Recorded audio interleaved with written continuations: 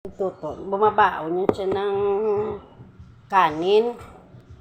Kaya para makasave din kami. Pag doon kasi sa school, mahal yung mga bilihin.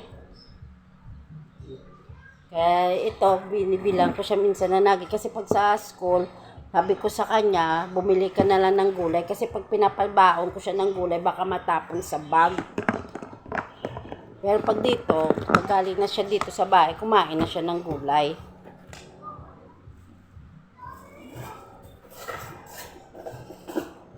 Kada umaga po, nagpapagulay po ako. Kasi siya na to minsan nag-aayos ng mga baon niya. Kailang na timingan talaga na natanghali siya eh.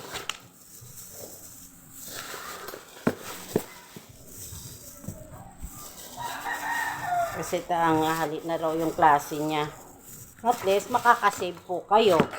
Pag sa po kayo, at least ulam na lang po yung bibili niya dyan.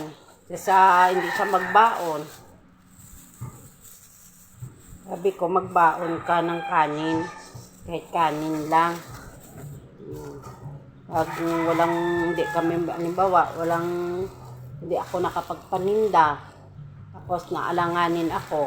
Kahit kanin, pinapabaon ko siya. At least ulam na lang ang bibili niya doon. So, ito na vitamins. So, pupunta ako mamaya sa butika. Bilang kita ng vitamins mo noon. Ito, ascorbic acid. Yung vitamin C lang to.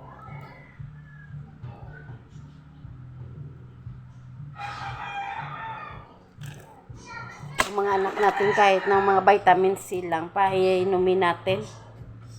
Kasi protection din to sa niya. Inumin mo muna to ascorbic acid ng vitamin C. Ha? Ito ilang araw na yung load mo? Vitamin C yan. Ascorbic acid.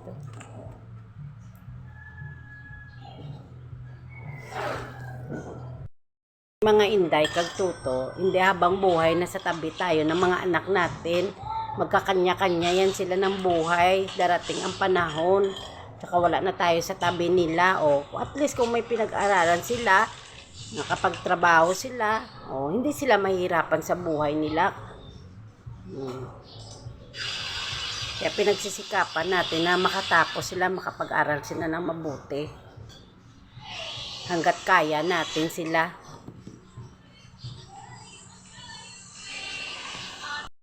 Noon, salamat sa Diyos sa mga pagtitipid pagkano sa aming makabuhay.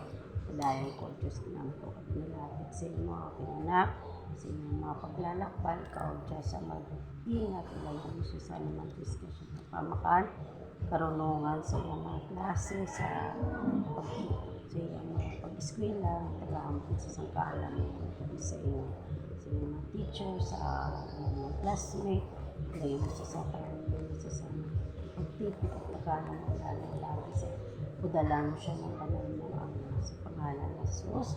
Amen. O, tayo hagay sa ako. Ito ang kabigat mo na sa iyong mga mag-ingat ka dun to Ka mag-barkada ng mga